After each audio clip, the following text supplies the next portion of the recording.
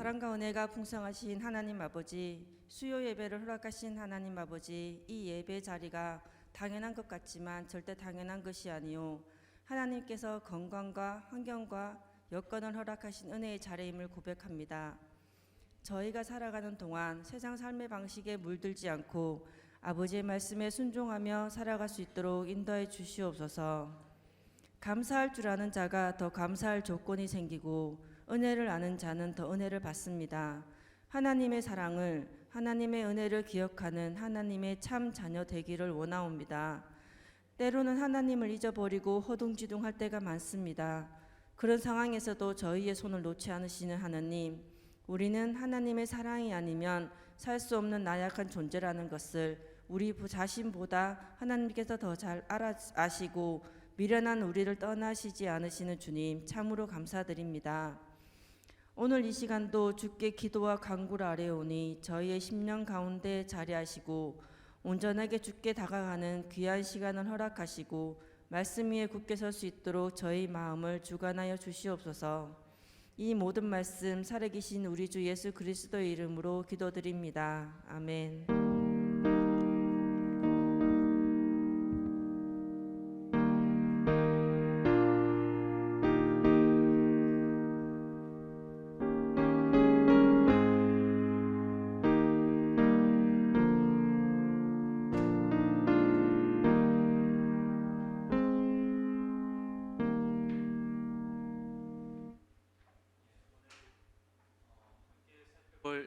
말씀은 예레미야 13장 1절부터 11절까지의 말씀입니다.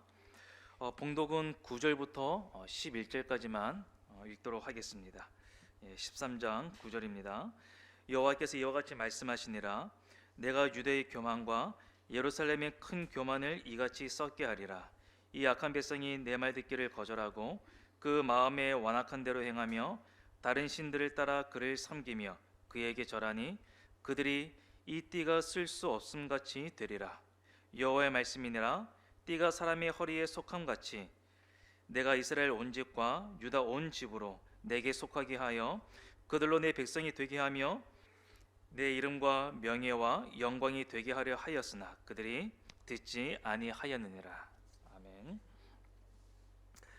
2002년 인간극장 친구와 하모니카로 한국 방송대상을 받은 김우현 감독은 1998년 지하철에서 맨발인 채로 전도하며 다니는 최춘선 할아버지를 만나게 됩니다.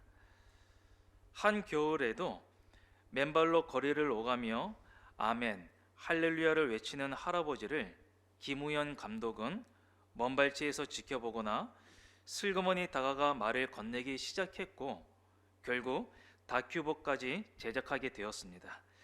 2004년에 발행된 팔복 가난한 자는 복이 있나니입니다. 당시 워낙 화제성이 높았던 만큼 기독교인이라면 맨발 천사 최춘선 할아버지의 영상을 한 번쯤은 접해보지 않았을까 싶습니다. 제가 말씀을 준비하면서 구글에 최춘선 할아버지를 이렇게 입력을 했는데요. 제일 상단에 최춘선 할아버지는 정확히 말하면 목사의 직분을 가진 목회자이다. 일본 와세다 대학에서 유학하며 5개 국어를 능통하게 사용하는 인재였으며 김포의 학교, 교회, 양로원, 고아원, 양계장 등 수십만 평의 땅을 소유한 부자였다라고 소개합니다. 제가 처음 영상 초반부를 봤을 때 느낀 감정은 광신도 혹은 정신이 온전하지 않은 노인이었습니다. 그러지 않고서는 어떻게 공공장소에서 맨발인 채로 다소 어눌한 발음으로 역사적인 인물의 이름을 외치고 전도할 수 있을까? 사람들이 피하고 싫어할 만한 행색을 갖추고 있었기 때문입니다. 몇 년 뒤 김우현 감독은 할아버지가 행인들에게 이순신 화이트 코리아, 민영환 화이트 코리아, 미스 코리아 유관순 화이트 코리아, 미스터 코리아 안중근 화이트 코리아라고 다 외치고 다니는 이유를 비로소 알게 됩니다. 이순신, 민영환, 안중근, 유관순 같은 분들이 진정한 한국인이며 그런 정신을 가진 이들만 있다면 왜 두 개의 분단된 한국이 있겠느냐는 말씀이었던 것입니다. 또 할아버지가 30년 이상 혹한에도 맨발로 다니는 것은 조국의 분단 현실의 아픔을 공유하기 위한 행동이라는 것도 비로소 알게 됩니다. 얼마 뒤 김우현 감독은 한남동 할아버지 댁을 무작정 찾아갔습니다. 할아버지는 쪽방촌이 아닌 번듯한 주택에 살고 계셨고 5남매를 다 교육가로 키우셨습니다. 부잣집 아들이었던 할아버지는 일본 와세다대에 유학 중 하나님의 부름을 받았고 70년대에 자가용 5대를 보유한 재력가이셨습니다. 김포 일대의 땅이 모두 당신의 소유였으나 그 많던 땅을 거의 다 가난한 이들과 신해민들에게 나눠주셨다고 합니다.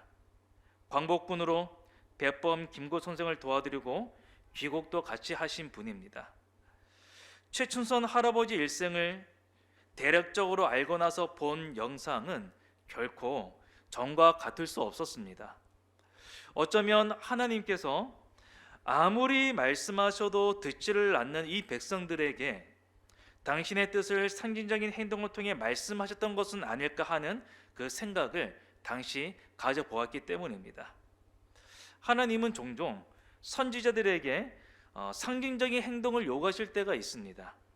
하나님의 말씀이 들리지 않고 아예 귀를 기울이지 않을 정도로 이스라엘이 타락한 상태가 될 때 선지자의 기이한 그 퍼포먼스를 통해 백성의 이목을 끌고 또 그들로 하여금 궁금하게 만들어서 메시지를 전하십니다.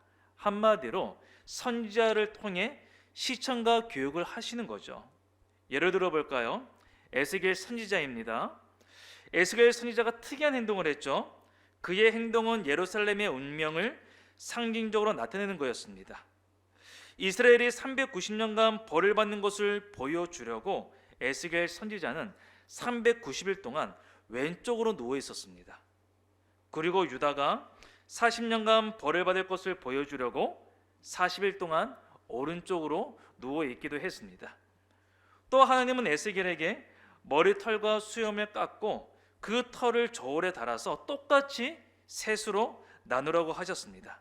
이것은 백성들 가운데 3분의 1은 전염병이나 굶주림으로 쓰러질 것이고 3분의 1은 성읍 밖 사방에서 칼에 찔려 죽을 것이며 나머지 3분의 1은 세상 가운데 산산이 흩어진 뒤 죽게 됨을 상징했던 겁니다. 또 하나님은 애국과 구스가 아수르의 손에 겪을 수치를 생생하게 보여주시기 위해 선지자 이사야에게 3년 동안 속옷만 입은 채 맨발로 다니라고 명령하셨습니다. 하지만 그 메시지는 사실 유다를 위한 것이었죠. 유다 너희들도 이방 정부를 의지하게 된다면 이런 수치를 당할 것이다 라고 보여주신 겁니다. 하나님은 선지자 호세아에게 도덕적으로나 제의적으로나 정도에서 벗어난 충격적인 명령을 내리십니다. 1장 2절에 보면 너는 가서 음란한 여자를 맞이하여 음란한 자식들을 낳아라. 이 나라가 여호와를 떠나 크게 음란함이니라. 호세아의 음란한 아내는 남편 여호와를 배반하고 음란을 즐기는 아내 이스라엘을 상징합니다. 하나님은 호세아의 이 비정상적인 결혼을 통해 자신과 이스라엘 사이에 일그러진 관계를 보여주셨던 것이죠. 신약으로 넘어가 볼까요? 세례 요한, 나타털 옷을 입고 허리에 가죽띠를 띠고 음식은 메뚜기와 석청을 먹었습니다. 요한의 몰골은 분명 이상했을 겁니다. 요한은 마치 바알 선지자들을 이긴 예언자 엘리야처럼 행동했습니다. 즉 세례 요한의 차림새는 당시 사람들의 머릿속에 엘리야를 떠올리게 하는 인물이었습니다. 유대인들에게 있어서 엘리야가 먼저 오고 나면 그 다음에 메시아가 온다는 그 생각을 갖고 있었습니다. 그래서 엘리야가 왔다는 말은 무슨 의미일까요? 메시아가 그 뒤를 이어서 올 것이다 라는 얘기가 되는 것이죠. 때문에 세례 요한이 내 뒤에 오시는 이 이렇게 언급했던 이유가 바로 세례 요한은 엘리야의 이미지로 메시아보다 먼저 와야 하는 인물이었기 때문입니다. 함께 살펴볼 본문에서도 우리는 이 선지자 예레미야의 상징적인 행동을 보게 될 것입니다. 예레미야는 어떤 선지자였습니까? 말로만 하나님의 뜻을 전한 사람이 아니었습니다. 말과 함께 자신의 그 상징적인 행동을 통해 백성에게 닥칠 그 일을 시각적으로 보여주었던 그 선지자가 바로 예레미야였던 것이죠. 그런 점에서 우리들도 말로만 주님의 뜻을 전해서는 안 되겠죠. 존재 자체가 하나님을 드러내고 여호와의 말씀을 증거하는 자들이 되어야 하지 않을까라는 것을 우리는 예레미야를 통해 충분히 묵상해 볼 수 있습니다. 그렇다면 이제 본문을 구체적으로 살펴보면서 오늘 우리에게 주시는 메시지가 무엇인지 함께 고민해 보는 시간을 좀 갖도록 하겠습니다. 어느 날 하나님이 예레미야에게 명령하셨습니다. 1절과 2절은 이렇게 말합니다. 여호와께서 이와 같이 내게 이르시되 너는 가서 뱃띠를 사서 내 허리에 띠고 물에 젖히지 말라 하시기로 내가 여호와의 말씀대로 띠를 사서 내 허리에 띠니라. 하나님은 예레미야에게 배로 만든 허리띠를 사서 허리에 매라고 하십니다.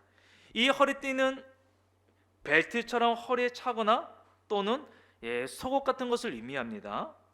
배 허리띠는 거룩한 제사장 나라인 유다 백성을 상징하는데 하나님이 그들을 구별되고 존귀한 존재로 삼으셨다는 것을 말해줍니다. 이와 같이 유다는 하나님 앞에서 거룩함으로 반응해야 할 민족입니다.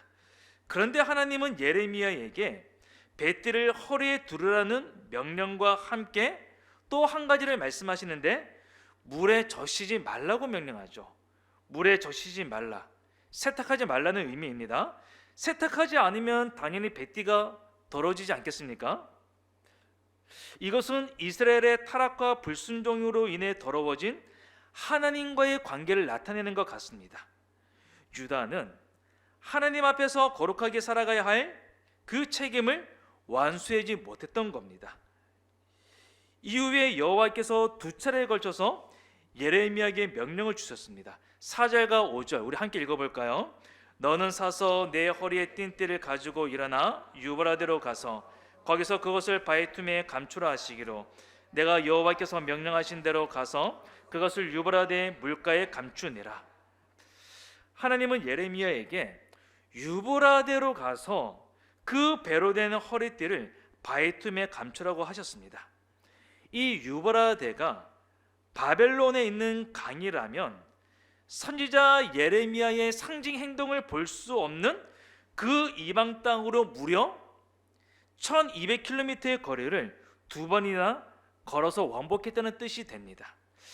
그래서 성경을 해석하는 그 학자들 가운데 이것을 과연 이 바벨론에 있는 그 강이라고 볼 수 있을까 의구심을 갖게 되는 것이죠. 왜냐하면 며칠 만에 해낼 수 없는 일이고 또 이 메시지를 이스라엘 백성들이 봐야 하는데 그 먼 이방 땅에 가서 이런 상징의 행동을 하면 백성들이 보지 않기 때문에 효과를 당연히 얻겠죠. 그 효과가. 그래서 이런 이유로 유브라데 언어 페라타를 유프라테스가 아니라 요단강의 지류로 보는 관점이 있습니다. 아나도 돼서 북동쪽으로 대략 4km 정도 떨어져 있는 파라로 간주하기도 합니다. 여하튼 예레미야는 하나님이 명령하신 대로 뱃띠를 감추었습니다. 이어서 6절과 7절은 이렇게 말하네요. 여러 날 후에 여호와께서 내게 이르시되 일어나 유브라데로 가서 내가 내게 명령하여 거기 감추게 한 띠를 가져오게 하라 하시기로 내가 유브라데로 가서 그 감췄던 곳을 파고 띠를 가져오니 띠가 썩어서 쓸 수 없게 되었더라. 자, 얼마의 시간이 지났을까요? 하나님은 여러 날 후에 다시 그곳으로 가라고 합니다. 묻혀있던 뱃띠를 파서 건져내어 그 상태를 확인하게 하십니다. 자, 배로 만든 띠가 습한 물가의 바위 틈에 있었기 때문에 안 봐도 뻔하죠. 당연히 썩어 있는 상태였습니다. 자, 썩은 뱃띠, 더 이상 쓸 수 없는 허리띠입니다. 이것은 부패한 이스라엘 백성의 영적인 상태를 상징합니다. 유다는 하나님께 소중한 존재였지만 하나님의 은혜를 저버린 결과 마치 어떻게 되었다는 건가요? 썩은 뱃띠처럼 쓸모없는 존재가 되어버렸다는 것이죠. 이 일은 오늘 우리에게 반면교사가 되지 않습니까? 띠가 허리에 매어 있을 때 쓸모가 있는 것처럼 유다가 하나님을 의지할 때 쓸모있는 나라가 될 수 있습니다. 자, 유다가 하나님 품에 베드로 붙들려 있을 때 거룩한 제사장 나라가 된다면 그 유다가 이방 나라를 의지하면 어떻게 될까요? 부패한 민족이 된다는 거죠. 예레미야의 상징 행동을 통해 오늘 우리의 영적 상태를 살펴보면 어떨까요? 수많은 것들이 하나님과 우리의 관계를 멀리 떼어놓으려고 하는 이때에 우리는 하나님께 가장 가까이 붙어있는 온전한 뱃띠와 같아야 되지 않을까라는 그런 생각을 잠시 가져보게 되었습니다. 오늘날 교회는 정말 하나님께 가까이 붙어있는 거룩한 영적 공동체다라고 자신 있게 말할 수 있을까요? 무엇이 우리로 하여금 하나님과의 관계를 멀어지게 합니까? 나는 주로 어디에서 실수하고 넘어집니까? 하나님이 저와 여러분을 존귀한 존재로 부르셨는데 아버지의 선한 뜻을 이뤄가면서 주님을 밝게 분명하게 환하게 드러내고 있습니까? 내 인생이 썩어가고 있는데도 그 아치를 맞지 못하는 그 무신경함으로 반응하고 있지는 않습니까? 오늘날 교회와 기독교 단체가 정말 하나님께 쓸모있는 모양새로 존재하고 있습니까? 선교하는 공동체, 선교하는 백성들로서 세상에 복이 되는 통례 역할을 충실히 감당하고 있을까? 이러한 많은 질문들을 저는 스스로 한번 던져보았습니다. 어떤 대답을 할 수 있을까요? 우리의 솔직한 대답은 부끄러움일 테지만 돌이킬 수 없는 게임으로 치부하지는 않아야겠습니다. 주님의 이름을 빛내게 하고 또 여호와께 영광을 돌리며 다시 한번 주님께 신실함으로 반응하여 만방이 하나님을 알게 되는 쓸모있는 존재가 되기를 소망하면서 기도하기를 멈추지 않아야겠습니다. 자, 이 지점에서 질문입니다. 무엇이 유다로 하여금 하나님의 품을 떠나 그들의 삶을 썩게 만들었을까요? 이것이 오늘 본문의 핵심입니다. 크게 세 가지로 생각해 볼 수가 있는데 우선 교만입니다. 자, 9절 이렇게 말하네요. 여호와께서 이와 같이 말씀하시니라 내가 유다의 교만과 예루살렘의 큰 교만을 이같이 썩게 하리라. 교만이라는 단어가 두 번 나오죠. 교만함이 그들을 쓸모없게 만들었습니다. 교만이 무엇입니까? 하나님을 하나님으로 인정하지 않는 삶의 태도가 교만입니다. 유다는 하나님을 그들의 주인으로 인정하지 않았습니다. 율법을 알고 율법을 가르치고 그 율법의 내용을 제의적인 영역에서는 문자적으로 적용했겠지만 실제 삶의 주인은 누구였을까요? 그들 자신의 배였습니다. 유다는 교만해져서 하나님께 등을 돌려 우상과 주변 강대국들을 신뢰했고 선지자들을 통해 말씀하시는 그 하나님의 음성을 외면했습니다. 성경은 교만에 대해서 자주 경고하죠. 잠언 기자는 말합니다. 사람의 마음이 교만하면 파멸이 뒤따르고, 이 말씀 그대로 되었죠. 겸손하면 영광이 뒤따른다. 교만했던 이 유다, 잠언 말씀처럼 파멸이 뒤따르고 있습니다. 기독교 역사에서도 교만은 하나님을 전적으로 섬기고 경건한 삶을 사는 데 위협하는 가장 큰 유혹거리 가운데 하나로 보았습니다. 6세기 그레고리오스는 교만에서 모든 다른 죄가 나온다라고 말했습니다. C.S. 루이스는 교만에 비하면 다른 죄들은 벼락에 물린 자국과 같다라고 말했습니다. 오늘 우리는 어떻습니까? 우리도 혹시 주님 없이 살 수 있다고 생각하며 지내고 있지는 않습니까? 수많은 예배와 뜨거운 찬양과 간절한 그 기도를 한다 해도 내가 일상에서 하나님보다 돈을 더 중시한다면, 내가 선택을 할 때 그 선택의 순간마다 주님이 아니라 나의 이익을 우선시한다면, 또 지혜가 필요할 때마다 주님께 묻기보다는 나의 경험과 다른 무엇을 더 신뢰한다면, 그때 주님은 교만한 우리들을 썩게 하셔서 쓸모없는 자들로 만들어 버리시지는 않을까요? 그래서 우리는 이 교만을 경계해야 하는 것이죠. 자, 유다가 하나님의 품을 떠나 그들의 삶을 썩게 만들었던 두 번째 원인이 있습니다. 바로 불순종입니다. 10절 3반절은 이렇게 말합니다.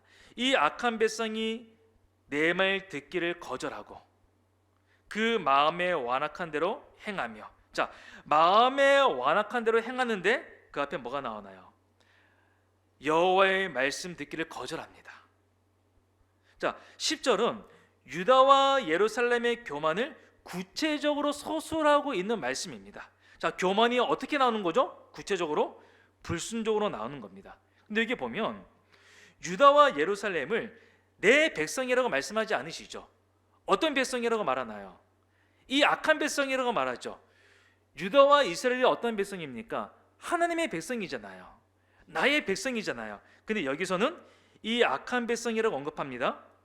하나님이 이들에 대해서 얼마나 분노하고 계시는지를 저 악한 백성이라는 그 표현을 통해서 우리가 짐작하게 되는 겁니다. 왜 악한 백성이 되었을까요? 왜 악한 백성이 되었죠? 예, 순종하지 않으니까요. 예, 말을 듣지를 않으니까, 그죠? 예, 우리 자식들 얼마나 악한 자식들입니까? 예, 말을 듣지 않기 때문에. 예. 교만한 이스라엘은 하나님의 말씀 듣기를 거부합니다. 그들이 율법을 소유했는지 이론적으로 율법을 잘 파악하고 있는지는 전혀 고려 대상이 되지 않습니다. 순종하지 않는 백성이 여호와께는 악할 뿐입니다. 불순종할 때 어떤 일을 겪게 될까요? 바로왕을 한번 생각해 보십시오. 마음이 되게 완악했죠. 예. 모세를 통해 하나님이 말씀하시는 대로 듣지를 않습니다. 하나님의 말씀이 막 이루어져 있고 역사가 일어나는데도 뻔히 보면서도 순종하지 않았습니다. 순종하지 않는 그 바로왕 때문에 애굽 전체가 큰 재앙을 겪지 않았습니까? 자, 이스라엘의 초대왕 사울 왜 버림받았을까요? 사울 왕이 왜 버림받았을까요? 사무엘상 15장 23절에 보면 왕이 여호와의 말씀을 버렸으므로, 이게 먼저 나옵니다. 사울 왕이 먼저 하나님의 말씀을 버리니 하나님이 반응하시겠죠? 여호와께서도 왕을 버려 왕이 되지 못하게 하셨다. 예. 우리 인생은 뿌린 대로 거두는 겁니다. 순종이 제사보다 낫고 듣는 것이 순양의 기름보다 낫다. 성경이 말씀하고 있습니다. 예레미야 7장을 보면 제사보다 순종을 원하시는 하나님의 마음이 잘 기록되어 있습니다. 7장 22절에 보면요, 하나님이 번제물이나 희생제물을 이 유다와 예루살렘에게 바치라고 요구한 적이 없다고 선언합니다. 하나님이 이스라엘을 애굽 땅에서 데리고 나온 이유가 있는데 제사를 받기 위함이 아니라 23절에 보면 그 하나님의 요구가 나옵니다. 한번 보실까요? 오직 내가 이것을 그들에게 명령하여 이르기를 너희는 내 목소리를 들으라. 하나님이 원하시는 것은 바로 이거였습니다. 그리하면 나는 너희 하나님이 되겠고 너희는 내 백성이 되리라. 그 다음에 결과가 나오죠. 너희는 내가 명령한 모든 길로 걸어가라. 그리하면 복을 받으리라. 하나님은 이스라엘에게 제사가 아니라 말씀 순종을 요구합니다. 순종이 언약 백성의 핵심이지 않습니까? 안타깝게도 예레미야가 이스라엘 백성에게 무슨 말을 해도 아무리 불러도 그들은 좀채 듣지를 않습니다. 하나님은 결국 이스라엘을 어떻게 규정하시느냐?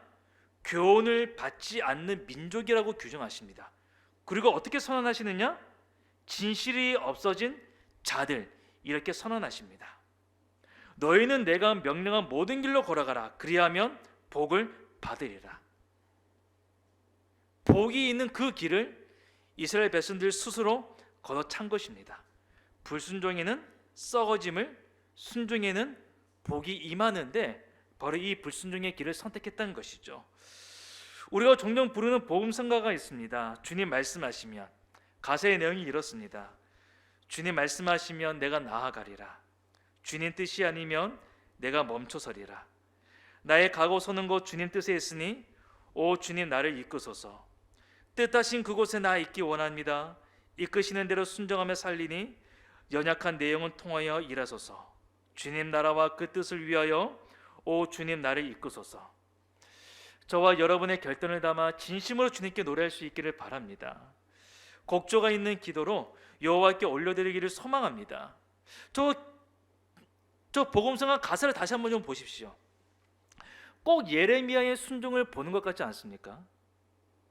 너는 가서 배띠를 사서 내 허리에 띠고 물에 젖히지 말라라는 하나님의 말씀에 예레미야는 온전히 순종했습니다. 예레미야는 두 번째로 임한 너는 사서 내 허리에 띵띠를 가지고 일어나 유브라데로 가서 거기서 그것을 바위 틈에 감추라는 명령에도 온전히 순종했습니다. 예레미야는 세 번째로 임한 유브라데로 가서 내가 내게 명령하여 거기 감추게 한 띠를 가져오라는 명령에도 온전히 순종했습니다. 몇 번 순종했나요? 예레미야가 세 번 순종했죠. 성경에서 숫자 3은 완전함을 상징합니다. 저는 저 세 번의 순종이 눈에 들어왔습니다. 예레미야도 우리와 같은 성정을 가진 사람인데 어떻게 일평생 하나님의 말씀에 온전하고 완전하게 순종했을까요? 때로는 실수할 수도 있고 또 알면서도 불순종하지 않았을까요? 예레미야도 우리가 똑같은 사람인데 저는 그와 대조해 이스라엘의 불순종의 심각성을 보여주려는 의도가 아니었을까 하는 그런 생각을 좀 잠깐 가져보았습니다. 유다와 이스라엘은 총체적으로 지속적으로 불순종한 반면 예레미야는 신실하게 순종했습니다. 지속적인 불순종의 길에 들어설 것이 아니라 신실함을 통한 순종의 편에 서야 하지 않겠습니까? 자, 유다가 하나님의 품을 떠나 그들의 삶을 썩게 만들었던 세 번째 원인은 바로 우상 숭배입니다. 10절 하반절 보시죠. 다른 신들을 따라 그를 섬기며 그에게 절하니 그들이 이 띠가 쓸 수 없음같이 되리라. 자, 교만하여 불순종하던 이스라엘, 이방신을 섬기고 있습니다. 자, 하나님을 섬기도록 부름받은 이스라엘의 역사, 한마디로 어떻게 정의할 수 있을까요? 이스라엘의 역사는 우상 숭배의 역사입니다. 시내산 아래에서 애굽에서 숭배하던 황소 형상을 만들어 하나님으로 섬기기 시작했고요. 혹독한 벌을 받았는데도 우상 숭배의 본능이 바뀌지 않았습니다. 적과 꿀이 흐르는 가나안 땅에 들어가서는 바알과 아세라를 숭배했죠. 후대로 갈수록 아담, 시돈, 모압, 암몬, 블레셋의 신들까지 섬겼습니다. 하나님은 우상 숭배를 금지하면서 자신을 가리켜 질투하는 하나님으로 소개합니다. 자, 질투하는 하나님. 여기서 질투는 부부간의 정절을 파기할 때 배우자가 분을 일으키는 감정을 표현할 때 사용하는 단어입니다. 그래서 구약 성경은 우상 숭배를 가리켜 간음이라고 비난하죠. 지금은 과거처럼 우리가 나무나 돌과 같은 것들로 형상을 만들어 섬기지는 않습니다. 대신 형상이 아닌 것들을 섬기죠. 예수님이 뭐라고 말씀하셨습니까? 돈이 얼마든지 우상이 될 수 있다, 이렇게 경고하셨습니다. 사도 바울께서는 모든 탐심이 우상 숭배라고 경고하셨습니다. 그것이 무엇이든지 간에 하나님을 버리고 우상을 섬기면 하나님의 자랑거리인 백성이 하나님의 수치로 전락하게 된다는 거죠. 11절 우리 함께 읽어보겠습니다. 여호와의 말씀이니라. 띠가 사람의 허리에 속한 같이 내가 이스라엘 온 집과 유대 온 집으로 내게 속하게 하여 그들로 내 백성이 되게 하며 내 이름과 명예와 영광이 되게 하려 하였으나 그들이 듣지 아니하였느니라. 자, 하나님이 이 말씀처럼 이스라엘 온 집을 당신의 백성이 되게 하셨습니다. 하나님의 이름과 명예와 영광이 되게 하려고 하셨습니다. 그렇지만 이들이 듣지를 않네요. 우상을 섬기는 사람들에게 영광을 주시지 않는 하나님은 간음하는 이스라엘을 썩은 띠를 버리시듯 버리십니다. 성도 여러분, 오늘 어디에서 하나님의 영광을 볼 수 있습니까? 누구를 통해 여호와의 명예를 볼 수 있을까요? 사무엘상 3장 1절에 아이 사무엘이 엘리 앞에서 여호와를 섬길 때에는 여호와의 말씀이 희귀하여 이상이 흔히 보이지 않았더라고 말씀합니다. 엘리와 사무엘이 살던 시대가 어떤 시대였습니까? 사사 시대의 말이었죠. 하나님의 말씀이 희귀하고 계시가 흔히 보이지 않던 시대, 즉 영적 어둠의 시대였습니다.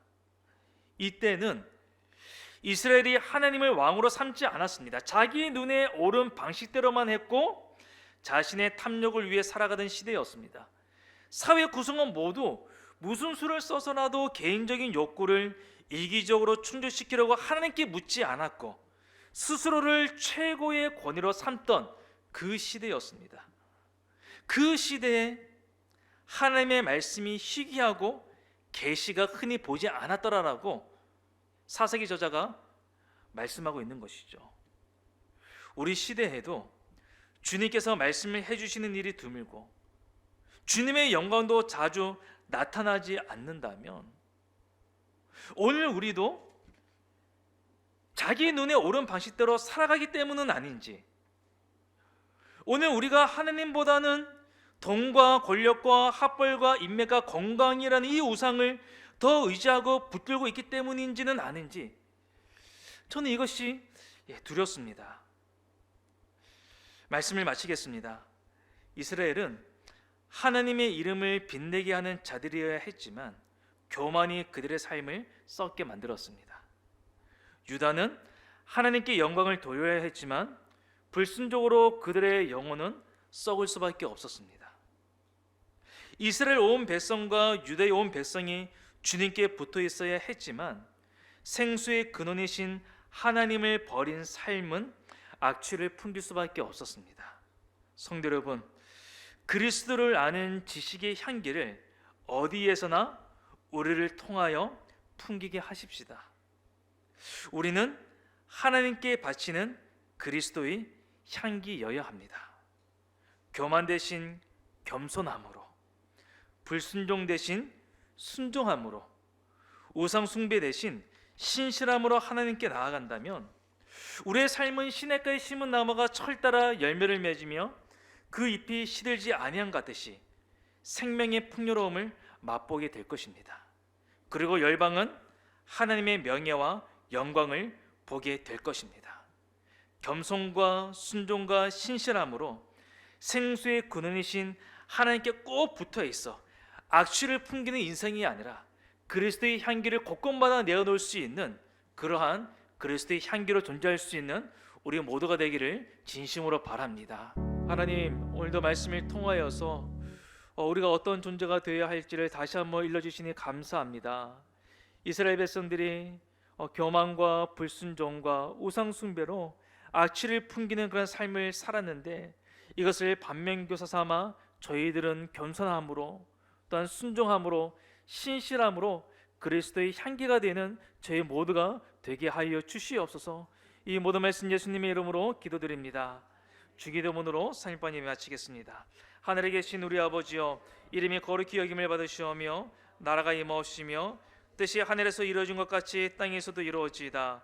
오늘 우리에게 일용할 양식을 주시옵고 우리가 우리에게 죄진 자를 사하여 준 것 같이 우리 죄를 사하여 주시옵고 우리를 시험에 들게 하지 마시옵고 다만 악에서 구하시옵소서. 나라와 권세와 영광이 아버지께 영원히 싸움나이다. 아멘.